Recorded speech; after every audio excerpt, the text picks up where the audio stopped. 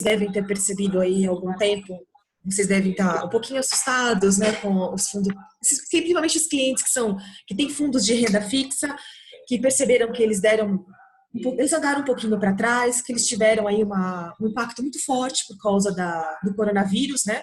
Que no momento como esse acha que assim, é um consenso de que somente a bolsa sofre, mas não. O renda fixa e os fundos também. Nós convidamos aqui o pessoal da Quasar, que é uma gestora especializada em renda fixa e crédito privado. São mais de 3 bilhões e meio sob gestão, para explicar um pouquinho, para esclarecer um pouquinho como é que funciona, por que esse impacto está acontecendo, o que a gente pode fazer a partir de agora, o que esperar. Eles vão se apresentar, obviamente, falar um pouquinho mais da gestora e contar para vocês o que está acontecendo, o que pode ser feito, o que é oportunidade, o que é risco. Então, Márcia, passo a palavra aí para vocês. Por favor, façam um show de vocês. Bom, Flávia, obrigada pela introdução. A gente agradece a oportunidade de falar não só da gestora Quasar, mas também de falar um pouco sobre o mercado. Estou eu hoje aqui como relacionamento com investidores da Quasar, Márcia Lima. Estou também com o gestor dos fundos Quasar Advanta de debêntures incentivadas, Carlos Messa, e 2 analistas sênior de crédito, o Diego Botai e o Carlos Lima. Então, tá todo mundo, quem está participando dessa conversa, tá todo mundo no mudo, tá? Então, a gente consegue acompanhar aqui o chat, e qualquer pergunta, por favor, enderecem no site, no chat que a gente discute aqui. Depois eu vou disponibilizar para a Flávia a gravação dessa conversa, então, por favor, fiquem à vontade para tirar qualquer dúvida. Eu vou, como eu combinei com a Flávia aqui, ditar uma dinâmica com o gestor e com os analistas, muito com base nas conversas que a gente tem tido, acho que desde o mês de março, né? Acho que essa crise pegou todo mundo de surpresa e a gente tem sido muito questionado. Então, vamos ditar essa dinâmica. Qualquer dúvida ou tema que não tenha sido abordado aqui, por favor, fiquem à vontade para levantar no chat. Então, para começar, acho que a Flávia já comentou, né? A gente teve um movimento de reprecificação dos títulos de crédito em março e agora em abril também. Tínhamos visto nessa magnitude, ainda que a gente tenha visto um movimento parecido no final do ano passado, a magnitude acho que foi bastante diferente, né? Nesse contexto, eu queria passar a palavra para o Messa, para ele fazer um paralelo, né, do ponto de vista de gestão, o que a gente viu no último trimestre do ano passado versus o que a gente viu no mês de março e agora também nesse comecinho de abril. Ok. Bom, boa tarde, pessoal. Muito obrigado. Quer dizer, boa noite já, né? Eu vou fazer um retrospecto lá do início de 2019, onde a gente identificou um fluxo muito grande, né, para a família de fundos renda fixa crédito privado, e naquela época as empresas aproveitaram a oportunidade e alongaram muito o passivo, né, com prazos muito longos e taxas bem interessantes para elas, tá? O fato que no segundo semestre, quando o Banco Central começou a cortar os juros, as operações em percentual do CDI elas perderam atratividade, né? E o que aconteceu no último trimestre foi uma remarcação desses ativos, principalmente por causa desse efeito de queda dos juros, tá? Não foi um efeito de aumento do risco de crédito. Então, naquela época, foi um ajuste técnico do mercado, tá? O fato é que agora, com essa epidemia do coronavírus, né, com o fechamento das empresas e tudo mais, o mercado perdeu um pouco a liquidez, né, e passou a precificar um risco maior de crédito, né? Então, voltando lá no último trimestre, a gente teve uma correção de operações que eram precificadas a CDI mais 0,8, foram para CDI mais 1,20, 1,30. E aí agora, em março, essas operações de CDI mais 1,30, elas foram para CDI mais 4, 4,5, já havia até negócios a CDI mais 5. Níveis ainda, assim, níveis absurdos para a qualidade de crédito, né? Lembrando que a gente sempre trabalha com empresas grandes e com bom nível de rating, né? Então, dessa vez, o aumento do risco de crédito ocorreu também. Mas o pessoal vai comentar depois, o pessoal da análise, o acompanhamento que eles têm feito em relação às empresas e mostra que, passado esse período aí de shutdown, tudo deve se normalizar, tá? Então, lá no final do ano passado foi um ajuste técnico e agora foi um ajuste pela falta de liquidez e um pouco de aumento de risco de crédito das empresas, tá? E a gente, combinado a isso, né, tem tido muito questionamento em relação ao tamanho dessa crise, quanto tempo ela vai durar. E aí eu vou aproveitar e vou passar a palavra para o Lima, né? Lima, o Messa comentou que teve uma combinação de deterioração do ponto de vista de cenário, né, de qualidade, e teve também uma questão de liquidez que fez com que a pressão de venda fizesse com que os ativos se desvalorizassem. Não sei quanto você já colocou nos modelos da análise das empresas. Primeiro, como é que é a nossa exposição dentro dos fundos Advantage, né? E o perfil da carteira deles em relação aos setores que mais sofrem nessa crise, na tua opinião? E na análise do balanço que vocês fizeram, e aí eu divido a pergunta entre você e o Diego, quanto de desaforo que essas empresas aguentam? Ok, então, obrigado, boa noite a todos. Assim, muito se discute, a gente está num momento de muita incerteza, e aí, obviamente, a gente tem um agravado porque está discutindo o tema saúde, então, obviamente, envolve muito a preocupação de todos, né?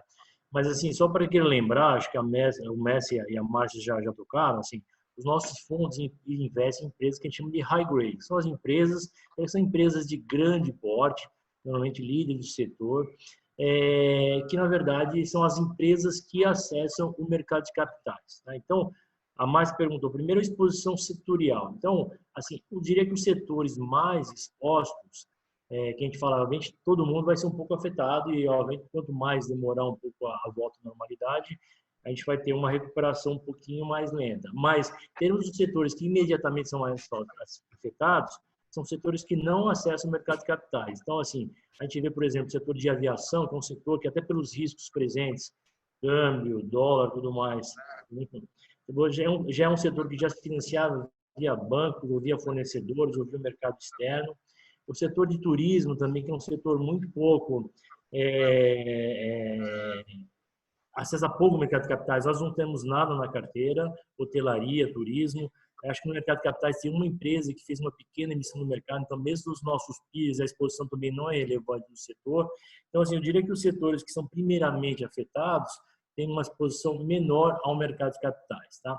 Depois, quando a gente fala das empresas, eu queria só lembrar um ponto que durante o ano de 2018 e principalmente durante o ano de 2019, nós vimos as operações que os fundos compraram, na verdade, são operações, as emissões de debêntures eram todas operações de alongamento e redução do custo de captação. Então, teve uma janela favorável. Assim, as empresas já, obviamente, tem um cenário novo agora, mas as empresas já começaram a fazer o ajuste em 2014, as empresas brasileiras, até pela crise que nós sofremos, né? Então, as empresas já trabalharam na redução de custos, já fizeram um trabalho anterior e aproveitaram 2018, principalmente 2019, para fazer operações a 5, 8, 10 anos, com um custo muito menor de captação. Então, só para lembrar, quando a gente pega no endividamento, as empresas não investiram para aumentar a capacidade. Então, nós não vimos um aumento do endividamento bancário das empresas. Nós vimos uma melhora do passivo das empresas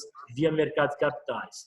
Então, assim, de uma forma geral, as empresas têm um nível de endividamento, diria que é bastante controlado. Quando você pega a geração de caixa comparado com a dívida líquida das empresas, é abaixo de 2,5 vezes.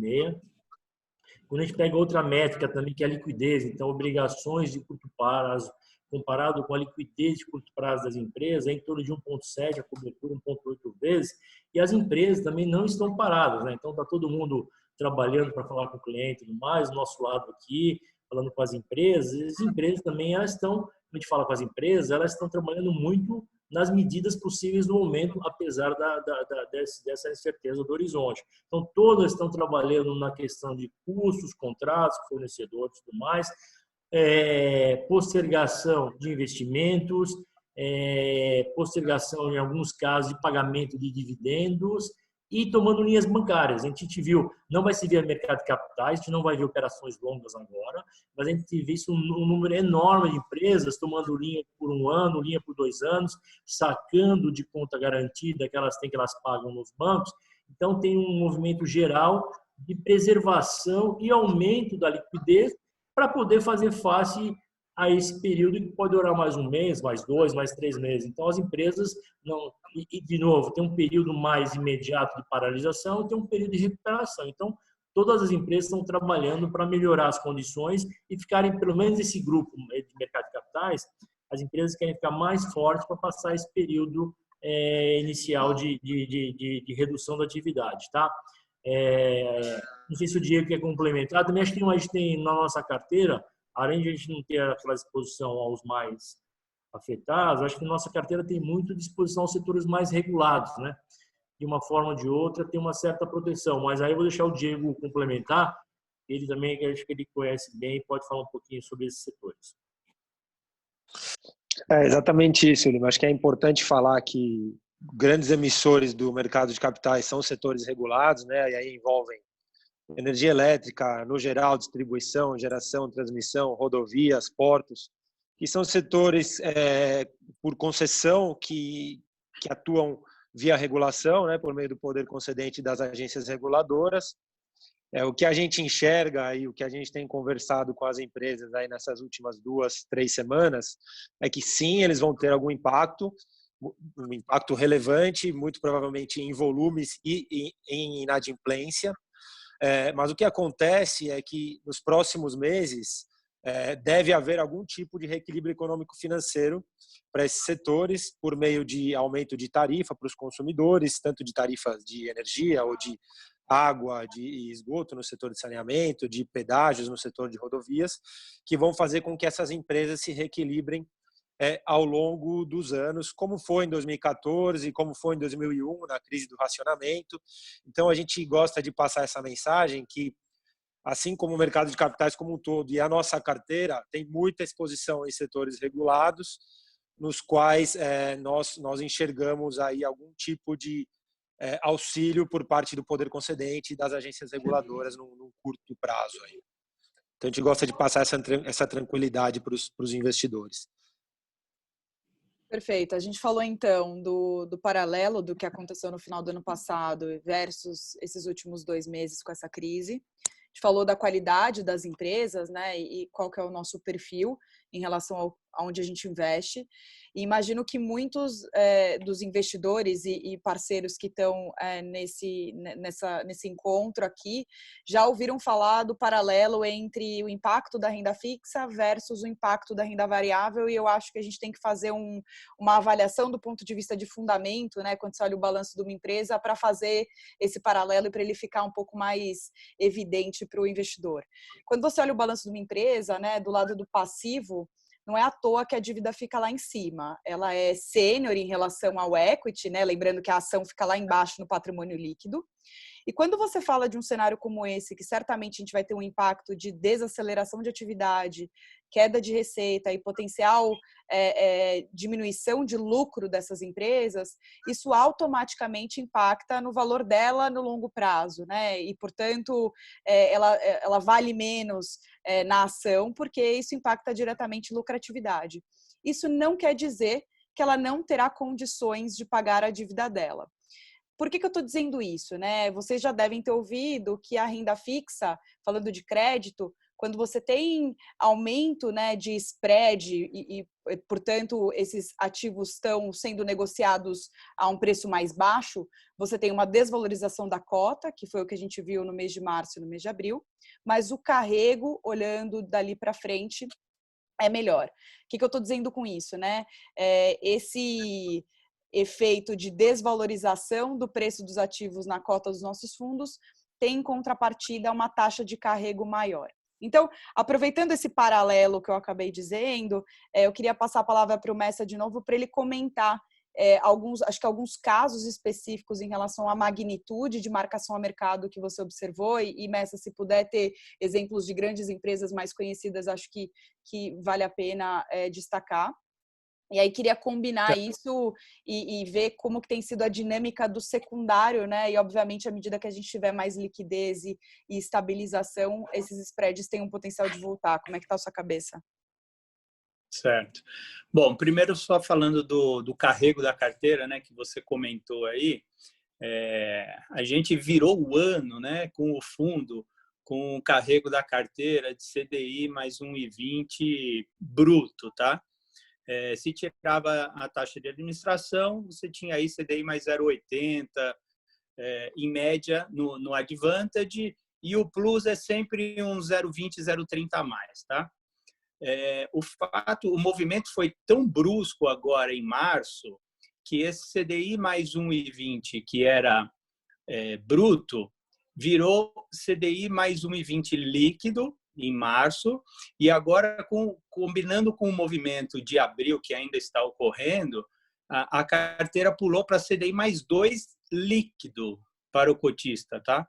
Ou seja, daqui para frente, se você imaginar um CDI constante de 3,75, a carteira vai render para o cliente 5,75 líquido já, tá?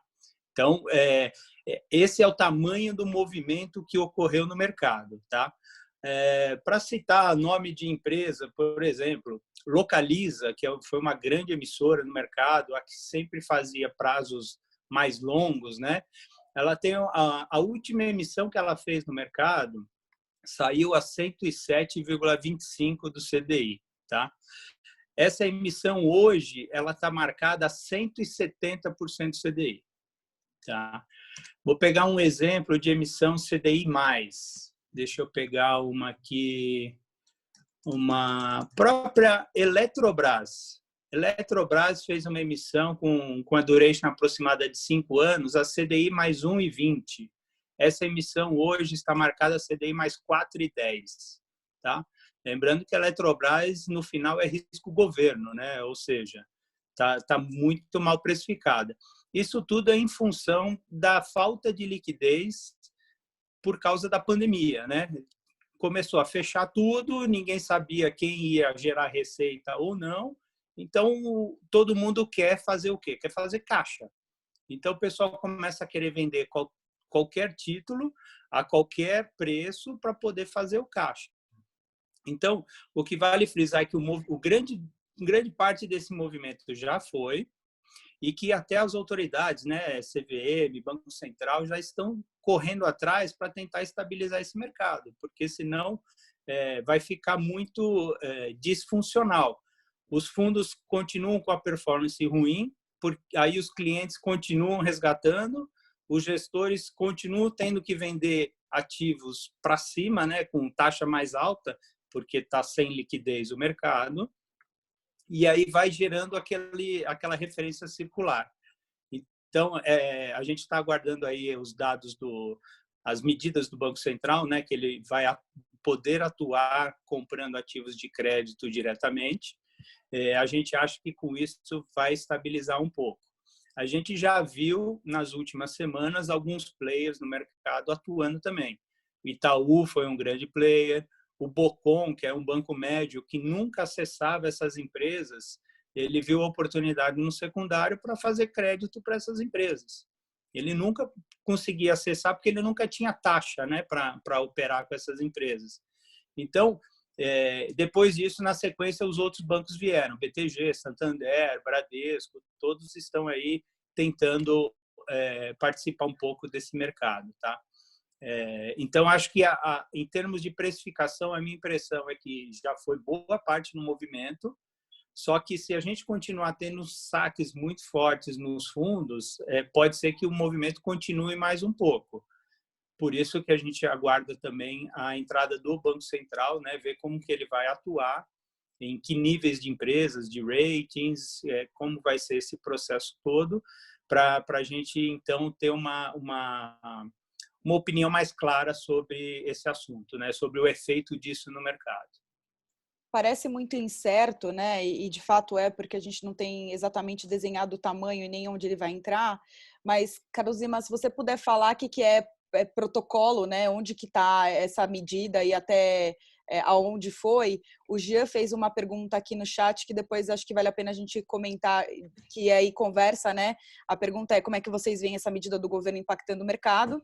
E aí depois eu vou fazer um paralelo com o que a gente viu nos Estados Unidos, que eu acho que pode ser uma proxy. Ok.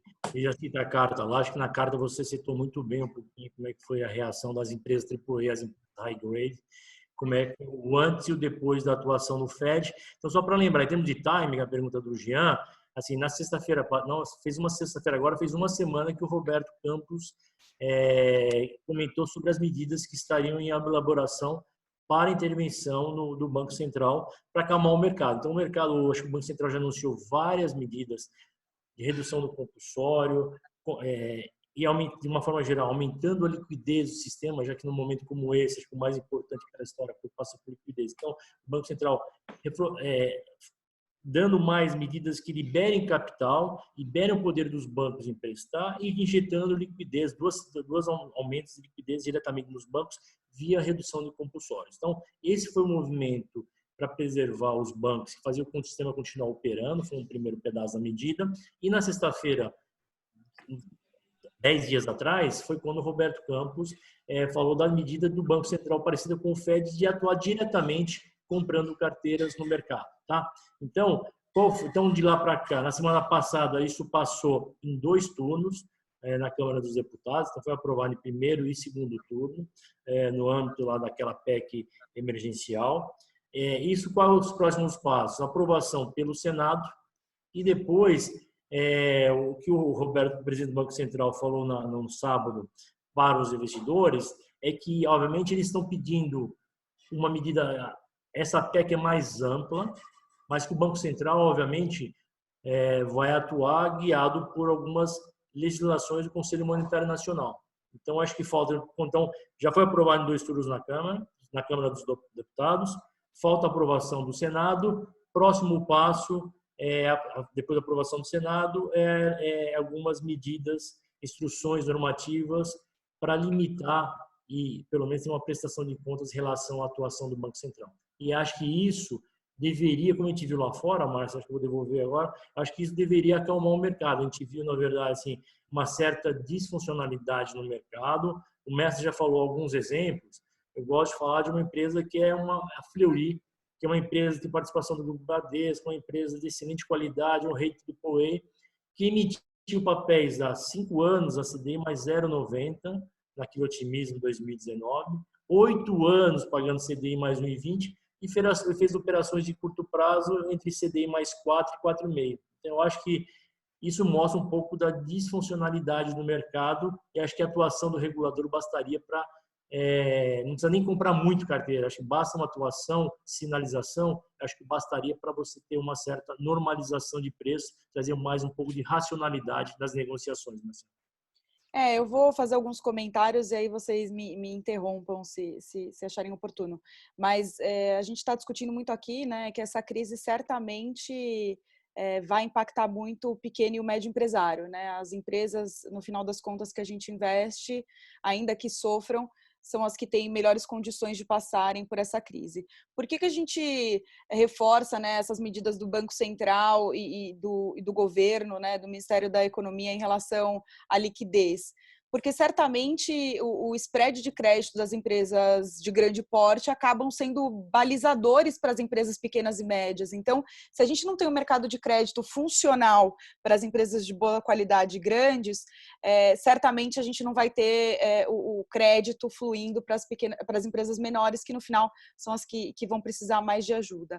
O que a gente comentou aqui do efeito do Fed, né, e por que a gente tem que seguir esse rito de aprovação no Congresso, porque hoje o Banco Central não pode diretamente comprar títulos de crédito e secundários de título público. Então, o que vai acontecer agora é uma dinâmica muito parecida com o que a gente viu no mercado norte-americano. O Fed aprovou essa atuação, entrou comprando títulos de crédito de boa qualidade, então parecido com o perfil que a gente compra os nossos fundos.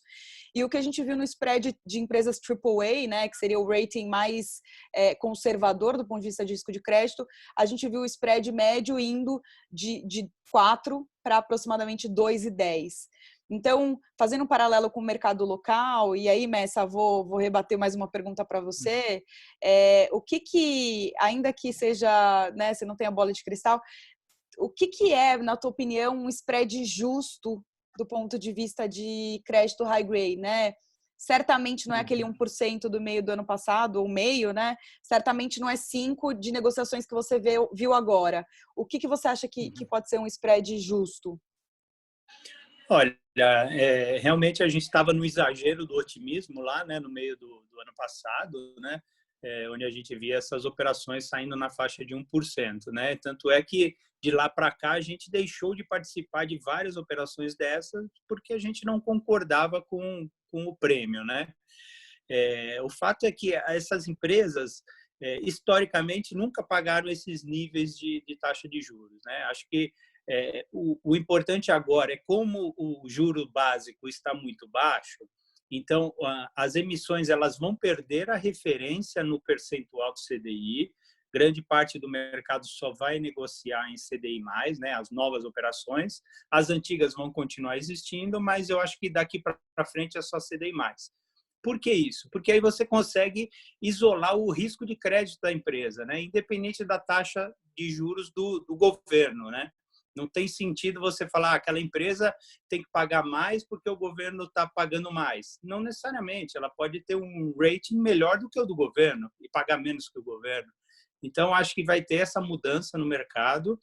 E respondendo a sua pergunta, eu acho que esse 4, 4,5 está exagerado. Essas empresas AA e AAA, eu acho que elas, numa situação normal, né, imaginando daqui a 6 meses, quando tudo estabilizar, todo mundo voltar ao normal, eu acho que elas deveriam tradar na faixa de CDI mais 2 no máximo, tá? Não acho que vão voltar para 1, mas acho que na faixa de CDI mais 2, 2 e pouquinho, acho que é o nível onde vai estabilizar.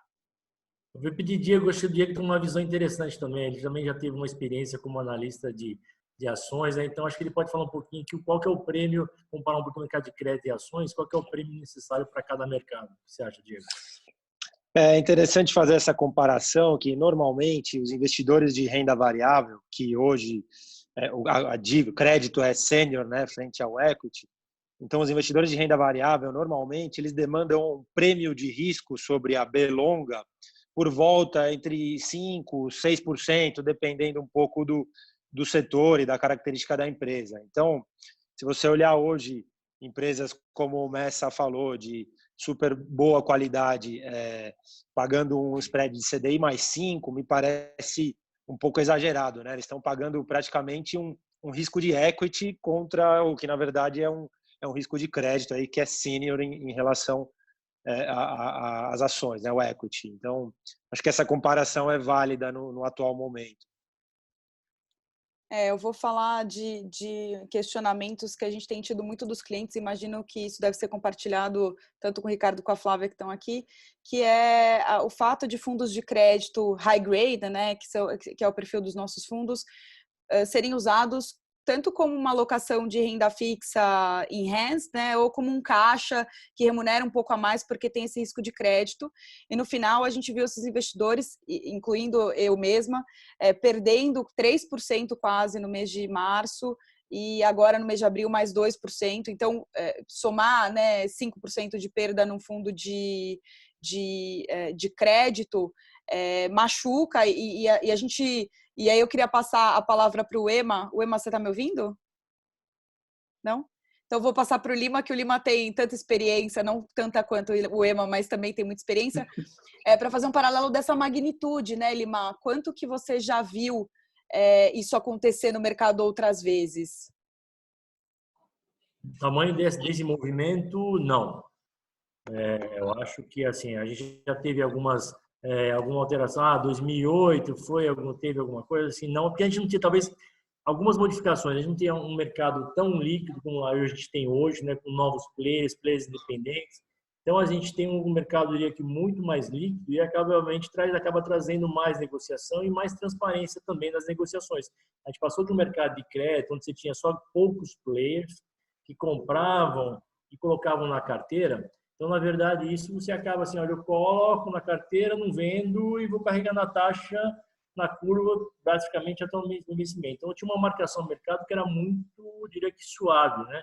E hoje em dia você teve, obviamente, você comentou dois efeitos. Nós tivemos no mês de março uma marcação a mercado, principalmente das debêntures, e agora no final do mês nós tivemos também uma marcação a mercado dos títulos de emissões bancárias, né? Então eu diria que o mercado, até eu vou emendar com uma pergunta que o Jean fez aqui no chat. Então assim, eu acho que assim parece que depois desse ajuste a gente tem comentado do movimento, da qualidade das empresas e a próxima fase que é a atuação do Banco Central. É difícil falar, a gente já chegou, pode ter um pouquinho mais, mas parece que pelo menos boa parte, grande parte do movimento já foi feita nas carteiras, né? Então a gente já viu uma atualização de preços de emissões bancárias e corporativas já muito grande, mais do que parece razoável em relação ao risco de crédito das empresas. Então me parece que agora a gente tem dois efeitos, né? Olhando para frente. Parece que a gente está chegando já numa certa estabilização, deveria chegar numa certa estabilização de preços. Se a gente conseguir ver, acho que o mercado de ações mostrou ontem e hoje, a gente não precisa de muito, assim, a recuperação econômica vai ser uma próxima discussão. A gente só precisa ver um pouquinho da luz no final do túnel. Então, a gente viu um mercado de ações reagindo muito bem ontem e hoje, tanto aqui como lá fora, e acho que é um pouco disso aí, a gente vai ver. Então, assim, separar em duas etapas. O financeiro, se a gente vê uma luz no final do túnel, uma atuação do Banco Central, a gente vai ver um financeiro já acalmando, então a gente pode ver a retração desses spreads, e o próximo passo vai ser o tamanho da recuperação, e é acompanhar setor a setor, né? Então, alguns setores terão uma recuperação mais lenta, obviamente, algum pedaço já foi destruído, né? A gente brinca aqui, eu fiz 3 consultas e ia cortar 3 vezes o cabelo, não vou cortar 3 vezes no mesmo dia, porque não é necessário. Então, o dinheiro foi perdido, isso eu tenho que ver exatamente cada setor, qual que é o tamanho desse impacto, qual que é o setor a setor, mas eu acho que aí que vai ver, são 2 etapas. O financeiro deveria voltar e o econômico, a gente tem que ver exatamente qual que é o tamanho da duração da parada e, obviamente, qual que é o tamanho do prazo para recuperação em cada setor de atividade. O Messa comentou que os fundos Advantage, né, e Advantage Plus estão aí com um carrego, então tudo mais constante, um carrego próximo de CDI mais 2 líquido. Então, Messa, olhando isso, para recuperar esses 5% dos 2 meses, o investidor teria que ficar pelo menos 2 anos, né, dentro do fundo para recuperar o CDI. Recuperar o CDI não, né? Recuperar o spread dos 4%. A minha pergunta é a seguinte, né? Considerando esse movimento, se a gente está vendo o spread de empresas na média sendo negociadas na casa de 3,5, 4, for para a casa de 2, que seria uma melhora significativa, tanto na liquidez quanto no spread, o que potencialmente seria ganho de capital na cota de um fundo, na tua opinião, né? E aí, olhando um pouco o outro lado da moeda, a partir do momento que a gente chegar no fundo do poço e parar de ter essa pressão vendedora de título de crédito, o que seria a magnitude da gente ver uma cota valorizando de crédito? Esses mesmos 5% ou não? Como é que está a sua cabeça? Olha, eu estava até fazendo uma conta aqui, somente da parcela de corporativo, tá? Que provavelmente é a parcela que vai andar mais rápido, né? Se tivermos essa volta. A parcela corporativa, se a gente tiver um fechamento de 1% no spread médio da carteira, como ela tem ela representa 35% do PL, 1% de fechamento de spread e uma duration de 3 anos, mais ou menos, a gente está falando em 1% nominal na cabeça, né? Então, é essa a magnitude, né? Se voltar 1%, a taxa média das debêntures, o fundo rende o CDI mais 1% nominal, entendeu? É mais ou menos essa magnitude. Entendi. Então, daria sim para pensar, à medida que a gente tem a visibilidade do tamanho dessa crise e até onde ela vai durar, que o efeito de ganho de capital comece a impactar e aí o investidor comece a recuperar parte do que ele sofreu nesses últimos 2 meses, além, obviamente, desse carrego mais alto, né? Acho que a contrapartida do ganho de capital, e obviamente é o inverso, né? O carrego diminui e isso tem um impacto positivo no preço. E aí, na tua opinião, aí eu sei que isso é muito difícil de estabelecer. O que é janela, na tua opinião, né? A gente já falou que tesouraria de banco começou a olhar porque CDI mais 4, CDI mais 5 começou a fazer sentido. E é exatamente essa pergunta que o Everton está fazendo aqui no chat. Em quanto tempo vocês imaginam que os investidores possam recuperar as perdas durante o período dessa pandemia? Sei que é muito difícil estabelecer, né? Mas considerando esses fundamentos de tesouraria olhando ativo porque está muito desvalorizado e aí empresa de boa qualidade pagando esse spread, os bancos querem comprar. Banco Central dando liquidez. E o fluxo de fundo de crédito estabilizando, né? O que você acha que é uma janela razoável para o cliente que está olhando, ainda que olha aquele caixa? É bem difícil, né? Porque você viu quantas variáveis você falou, né? Você tem aí a pandemia que tem que estabilizar, né? Você tem o efeito das medidas do Banco Central, onde ainda a gente nem sabe quais são as medidas, né? Então, é difícil de você ver uma janela onde estabiliza, tá? Eu acho que assim que a gente tiver a medida do Banco Central, o mercado já deve ficar um pouco mais calmo, tá? Quando tiver a clareza de como vai ser a atuação dele, acho que o mercado já fica mais calmo, porque aí eu entendo como ele colocando uma barreira naquele nível de prêmio de risco de crédito, tá? Então, a princípio, não deve piorar marginalmente, mesmo se a gente continuar tendo o fluxo de resgate dos clientes, tá? A partir daí, quando estabilizar, é muito difícil também de falar, porque você não sabe quanto tempo as empresas vão estar em shutdown, né? Quando elas vão começar a ter receita de novo, o quanto elas vão precisar tomar de dinheiro adicional dos bancos para poder continuar bancando os funcionários e tudo mais, né? Então, assim, é difícil. Eu imagino que se a pandemia estabilizar, o Banco Central entrando, eu acho que no máximo em 2 meses a gente já vê aí alguma sinalização positiva do mercado em relação a esse nível de taxa. Tá, então ainda que seja muito difícil dar uma janela, né? Acho que tem 2 coisas que a gente pode afirmar aqui pelo debate que a gente teve. A primeira é de que os ativos high grade já parecem estar bastante desvalorizados, né? E, portanto, pagando um spread muito alto. E segundo é que volatilidade deve ser maior do que historicamente, né? O Lima falou um pouco da dinâmica das grandes gestoras, né? Que eram muito concentradas e o investidor olhava o fundo de crédito como um fundo reloginho. Essa dinâmica mostrou um pouquinho da mudança no final do ano passado, mas parece que a volatilidade veio para ficar, né? E aí, a duration dos nossos fundos, né, na média, aí, perto de 2 anos, 2 anos e meio, o que é uma vol? Que estourou a vol, né, nos últimos 2 meses, mas o que é uma vol razoável, na tua opinião, para um fundo do perfil igual ao nosso? Olha, a vol chegou até a 1%, né, nos últimos dados, né? Eu acho que ela vai se situar aí entre meio e 0,80, né? Não vai ser mais aquele 0,20 que a gente tinha antes, 0,10, 0,20, que era o reloginho, né? Mas acho que vai ser mais para meio a 0,80. E acho que é uma sinalização de mercado maduro, né? Lá fora é assim há muito tempo, existe essa volatilidade, os clientes estão acostumados com essa volatilidade. Acho que aqui não vai ser diferente, não. Nós estamos caminhando para esse cenário, né? E nunca vimos um juro tão baixo aqui, né? Então, acho que o Brasil está começando sobre uma nova ótica, com nível de juros baixo e spread de crédito realmente condizente com o que é spread de crédito mesmo, né? Aquele 0,80 ou 10% CDI não representava o spread de crédito.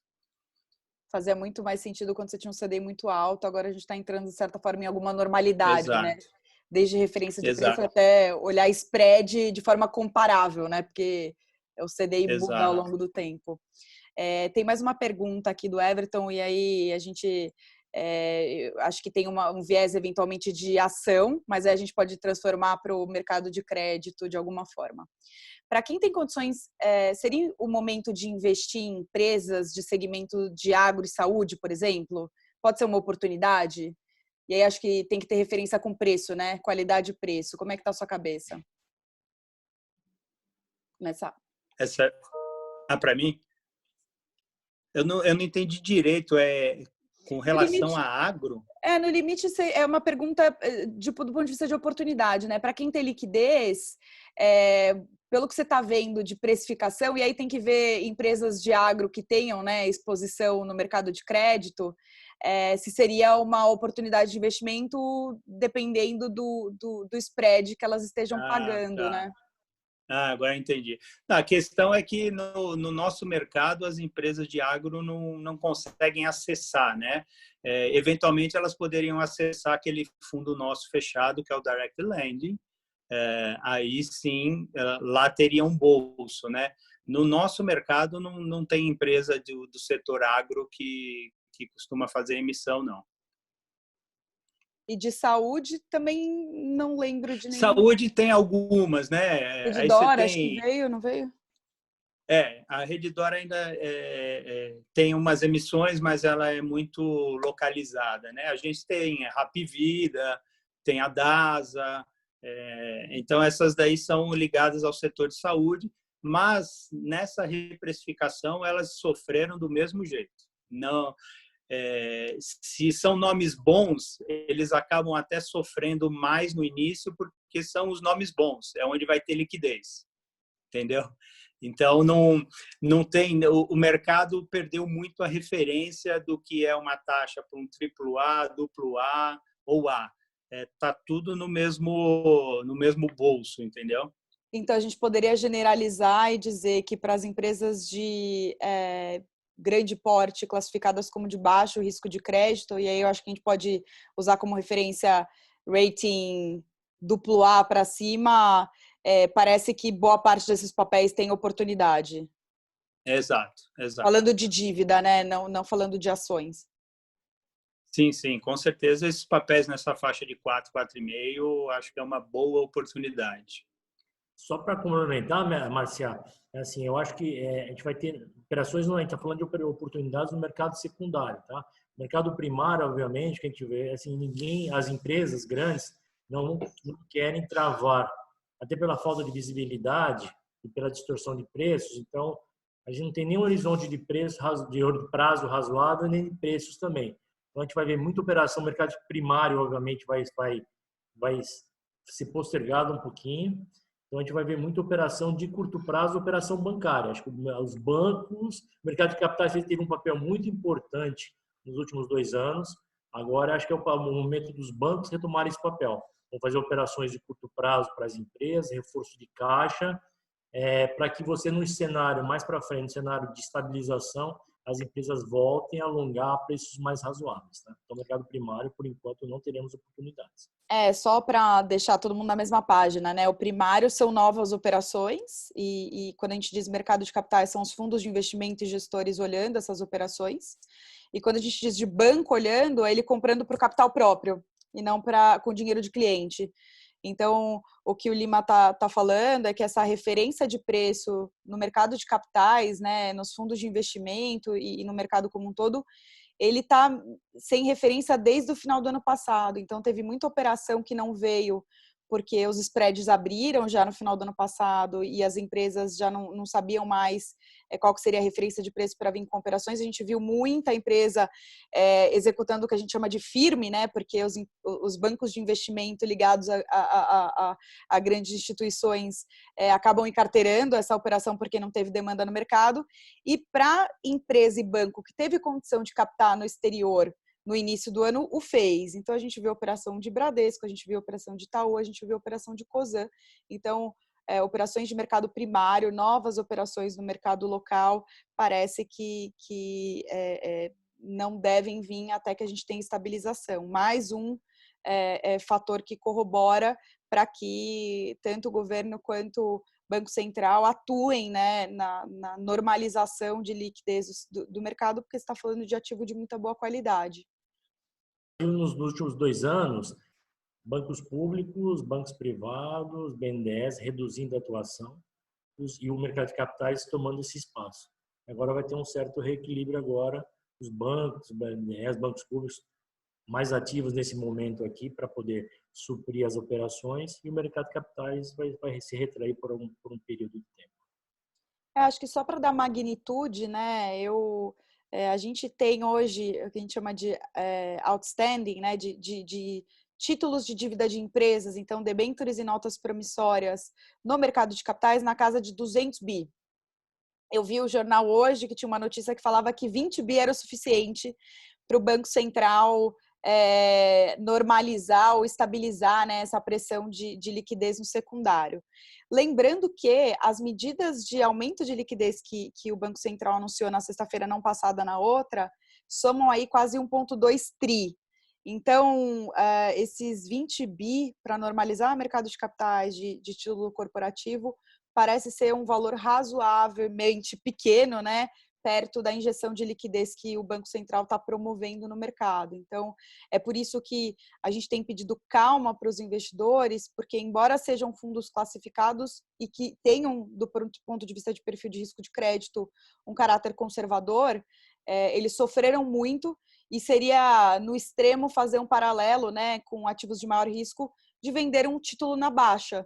Você tem muita empresa de muita boa qualidade pagando um spread muito alto, vender nesse momento, você literalmente está trocando de mão, né? Está vendendo barato um ativo de boa qualidade para um terceiro que tem liquidez, então conversa com essa pergunta de oportunidade. Para essas empresas de muito boa qualidade, sim, é uma oportunidade na nossa opinião. Fica difícil falar com o cliente, ainda mais nessa desvalorização dos últimos 2 meses, mas de fato tem oportunidade. O que a gente está fazendo agora é sendo transparente, falando do ponto de vista de fundamento. No crédito, você perde em 2 condições, né? Se a empresa não te paga, ou seja, tem um default, né? Não paga a dívida. E, de novo, esse não é o nosso cenário, não tem nenhuma empresa que a gente tenha na carteira que indique essa condição nesse momento. E o segundo é se desfazer do ativo nesse patamar de preço, né? Vender ele muito desvalorizado ou vender a cota, né? Que no final é uma combinação desses ativos no atual patamar de preço. Então, acho que do nosso lado, esses eram os principais pontos que a gente tem tido dos nossos clientes. Queria abrir para mais perguntas ou, eventualmente, para o pessoal da Exponencial, se vocês tiverem algum fator que vocês queiram pontuar ou discutir com a gente fica à disposição. Oi, pessoal. Tá me ouvindo? Não sei se estão me ouvindo. Estamos já. Legal. Não, eu só queria mesmo pedir para vocês falarem um pouquinho da alocação de vocês, né? O que vocês fizeram, até mesmo para defender um pouco a carteira de vocês nesse momento, e o que vocês deixaram de investir, passaram a investir, o que vocês trouxeram para o fundo, só para a gente ter uma ideia melhor do fundo de vocês, da questão da alocação. Ok, Jean. Vamos lá. Então, só falando um pouco de alocação, tá? Em termos de rating da carteira, da parte de crédito, tá? A gente tem 23% do PL que está em rating AAA, tá? Na faixa de AA, 41% do PL. E na faixa de A, 15% do PL. Abaixo de A, a gente não tem nenhum ativo na carteira do Advantage, tá? Lembrando que ele atende a 4661, que ele tem que ter um caixa mínimo ali de 20%. Eu tenho mantido esse caixa entre 22% e 23%.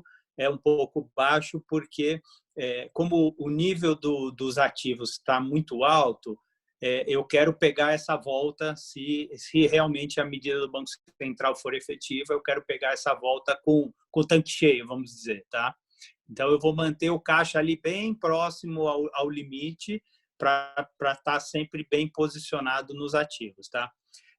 Em termos de risco de crédito e alocação, a nossa alocação em bancário aumentou um pouco. A minha ideia era reduzir bancário e aumentar os corporativos, só que o bancário perdeu um pouco a liquidez nesse momento, tá? Porque a gente, como o mercado estressou muito a parte corporativa, que é onde tinha mais a liquidez, o bancário ficou de lado. Então, você não conseguia preço até estabilizar o corporativo. Eu sigo trabalhando nessa estratégia de reduzir o bancário para aumentar o corporativo, tá? Mas, como a gente ainda está com fluxo negativo, ele veio forte, deu uma estabilizada, acelerou de novo, agora está estabilizando de novo, é mais fácil para eu tentar fazer essa troca, tá? Então, no Advantage Plus, esse daí já tem um pouco mais de liberdade, mas em termos de alocação de crédito, o AAA está na faixa de 9%, AA 40%, 17% na faixa de A, e aí, como ele tem um grau de liberdade de até 20% do PL, poder ser ativo sem rating e cotas de FDIC, a gente tem 8% de ativos sem rating. Só que metade desses 8% é debênture das Sendas, que é do Grupo Pão de Açúcar. Ou seja, é praticamente um duplo A aí, né? O Pão de Açúcar deve ser no mínimo duplo A. Então, é um risco bem controlado. A gente não compra ativos muito exóticos, tá? São empresas que provavelmente ou vão abrir capital no futuro ou empresas de grande porte, tá? A gente não faz o middle market. O middle a gente coloca no fundo direct lending, que é um fundo fechado, que não tem esse problema de resgate de cotistas, tá? E o Advantage Plus, hoje, ele está com caixa de 19%, porque, como ele paga em D30, eu já tenho alguns resgates agendados e eu já tenho caixa suficiente para pagar esses resgates, tá? Então, está bem, em termos de caixa dos fundos, está bem controlado, eu não vejo nenhum problema aí no curto prazo de qualquer coisa no fundo, tá? Seja em crédito ou de liquidez. Eu queria aproveitar, o Messa falou muito do lado da gestão, né, e de secundário, e eu queria aproveitar e falar do meu lado de distribuição, né, de relacionamento com os investidores. O que a gente viu nas 2 últimas semanas foram investidores institucionais que olham, né, esse mercado menos no dia a dia e mais em alocação de longo prazo, querendo avançar com a constituição de regulamentos para aproveitar essa oportunidade de spreads nesse patamar, porque no final, estando tudo mais normal, certamente esses spreads tendem a fechar e, portanto, tem oportunidade na mesa. Então, acho que esse é um lado positivo do ponto de vista de demanda de investidor institucional.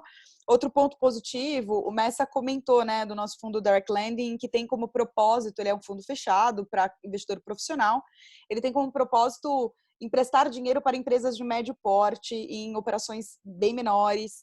E o que a gente fez, né? Como ele tem restrição de que as operações precisam ter garantias, para operações de crédito high grade, que seriam elegíveis para o Advantage, que tinham garantias e que estavam pagando na casa de CDI mais 5, a gente aproveitou para melhorar o perfil de risco de crédito desse fundo fechado. Então, no final, esse movimento gerou sim oportunidades, né? Acho que principalmente para quem tinha liquidez e pôde aumentar a alocação em ativos de risco que estavam descontados.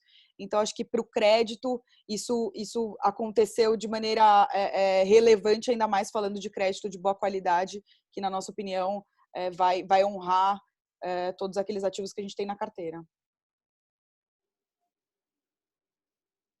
Bom, pessoal, boa noite. Estão todos me ouvindo? Sim. Bacana. Agradecer aos clientes que tiveram aí a disponibilidade de ouvir a gente, né? E agradecer a disponibilidade de vocês também, da Quasar, para fazer esse bate-papo. É sempre bastante enriquecedor para todo mundo, né? Chegou uma pergunta por WhatsApp aqui para mim, de um amigo cliente, e pelo menos assim, na cabeça do investidor, todo momento onde há estresse de preço, onde o valor é 1 e o preço está baixo, há aquela possibilidade de que a crise traz oportunidade. Seria correto dizer que nós estamos diante de uma janela de oportunidade, pensando numa duration aí de 2 anos, ou seja, de longo prazo em renda fixa, uma correção do preço em relação ao valor, e também num cenário de pós-crise, na recuperação dessas empresas, desses segmentos todos, por demanda de crédito. Há de fato essa janela de oportunidade ou não? Olha, eu, do ponto de vista de gestão, com certeza é uma janela de oportunidade. É, se a gente tomar por base, né, que essas empresas estão num nível de estresse de preço, né, de prêmio de risco, eu acho que isso daí não vai ficar desse nível, tá? A gente imagina que tem um bom ganho de capital daqui para frente. Se você imaginar, né, pensa na bolsa, né? Pô, bolsa 120 mil, eu não quero comprar, mas ela veio para 60. Pô, 60, se eu não tivesse comprado a 120, você não ia querer comprar tudo a 60? Então, é assim, é o mesmo raciocínio, né? Os fundos de crédito estão com um deságio em relação ao que seria o coerente no mercado, né? Então, tem sim uma boa janela de oportunidade. O que eu só acho é que o investidor tem que parar um pouco de olhar o dia a dia, a volatilidade da cota do dia a dia, porque essa volatilidade veio para ficar. Depois eu vou até falar um pouco do perfil dos fundos, o que eu imagino que vai acontecer com a indústria, tá? Mas eu acho que a volatilidade veio para ficar e a alocação em crédito tem que ser uma alocação estratégica.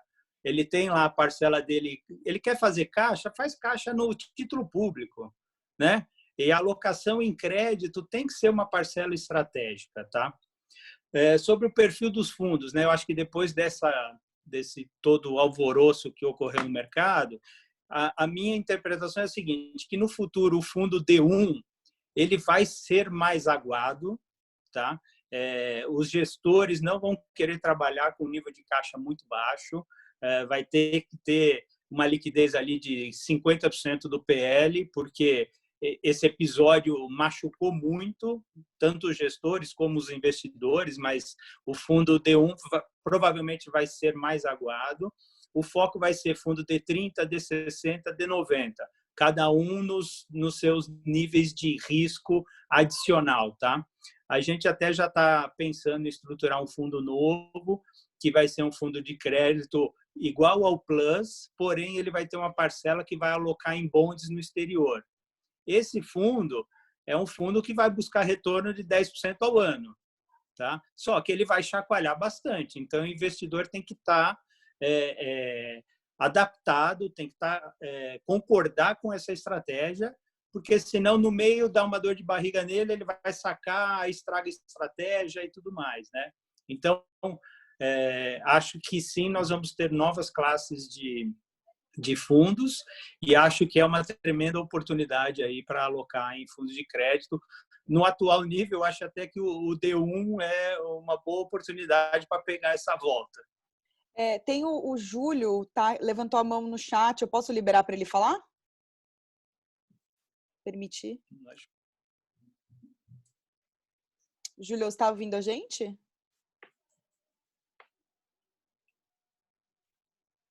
Acho que ele aparece como ADM, mas acho que... O microfone dele está no mudo. Não sei se ele vai conseguir falar. Então, mas talvez ele estava com a mão levantada há um tempo. Acho que eu perdi o timing. Mas eu vou tirar então, e aí se ele aparecer de novo, a gente fala pelo chat. Messa, então continua, né? O que você acha que é futuro da indústria, né? Você acha que... como é que vai ser o perfil dos fundos daqui para frente? É isso, o D1 vai ser um pouco mais aguado mesmo, né? Vai ter muito mais caixa. Isso depois que estabilizar, né? A gente imagina que tem essa recuperação e depois a ideia é que ele vá, com o tempo, ter um pouco mais de caixa, sei lá, na faixa de 40%, 50% em caixa. O D30 vai ser um fundo mais focado em alocação mesmo de crédito. E aí a gente está naquele projeto de um D90 lá com bonds, né? Que aí já vai ser bem mais... vai chacoalhar bem mais, né? Acho que os gestores não vão querer mais ter essa bomba, entre aspas, na mão, né? De um passivo D1 com muita alocação em crédito. Inclusive essa foi uma crítica do próprio ministro, né? O Paulo Guedes criticou a indústria que empresta dinheiro para as empresas em médio e longo prazo e tem fundos de liquidez D1. Eu queria reforçar que a Quasar faz isso, né?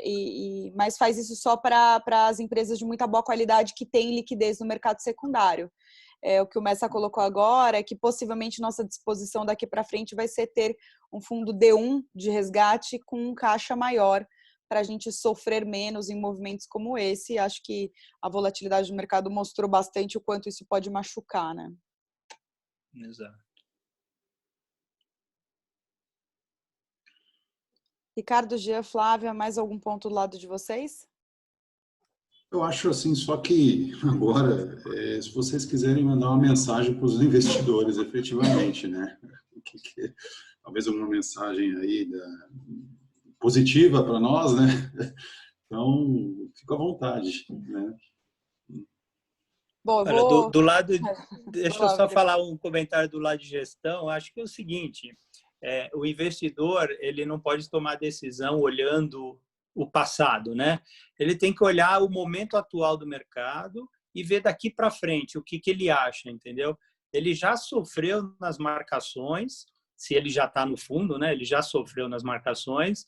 Eu não acho que é o momento de ele realizar essa perda. Tá? Seria o momento, sim, de analisar um investimento novo. Ele tem que toda hora pensar, olha, a partir dos preços de hoje, seja de bolsa, de renda fixa, tudo, o que eu faria? Entendeu?